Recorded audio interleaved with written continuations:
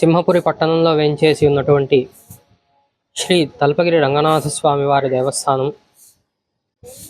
ఈ దేవస్థానం ఎంతో పురాతన కాలం నుంచి అనేకమైనటువంటి వివిధమైన ఉత్సవాలకి విశేషంగా పేరుగాంచినటువంటి దేవస్థానం.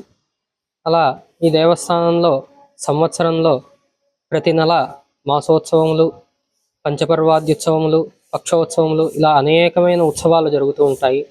ఆ క్రమంలో ఇక్కడ ఈ రంగనాయకులపేట ప్రాంతంలో స్వామివారి ఆలయానికి సమీపంలో ఉన్నటువంటి చిత్రకూటము అనేటువంటి ప్రాంతంలో ఉండేటువంటి ఒక మండపం ఉన్నది, స్వామివారికి సంబంధించినటువంటిది.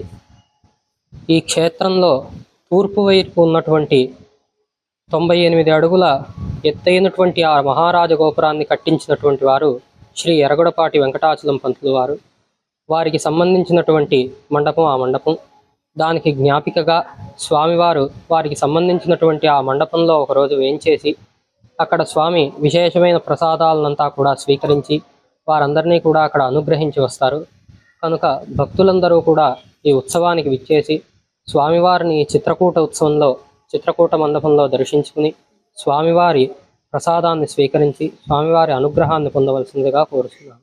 ముందుగా స్వామివారు చిత్రకూట ఉత్సవార్థంగా స్వామివారి సన్నిధి నుండి పుణ్యాహవాచనంతో మంగళవాద్యములతో బయలుదేరి స్వామి రంగనాయకులపేటలో ఉండేటువంటి చిత్రకూటంలో ఉన్నటువంటి ఆ చిత్రకూట మండపం అంతకు వేంచేసి ఆ మండపానికి పుణ్యాహవాచనాదులంతా కూడా అయ్యి స్వామి ఆ మండపంలో వేంచేసి ఆ మండపంలో స్వామివారికి విశేషమైనటువంటి ప్రసాదములంతా కూడా నివేదన చేసి సమర్పించి దాని తర్వాత స్వామికి అక్కడ కర్పూర హారతి అయ్యి అక్కడ ఉన్నటువంటి ఆ గోపురాన్ని నిర్మించినటువంటి ఎరగుడపాటి వెంకటాచలం పంతులు వారి వారసులు వారికంతా కూడా అక్కడ మర్యాదలంతా అయ్యి అక్కడ స్వామివారి తీర్థప్రసాదములంతా వినియోగమయ్యి భక్తులందరికీ స్వామి అక్కడ కాసేపు వేంచేసి ఉండి దర్శనాన్ని ఇచ్చి తిరిగి అక్కడ నుండి బయలుదేరి స్వామి సన్నిధికి వచ్చి ఈ ఉత్సవం పూర్తవుతుంది.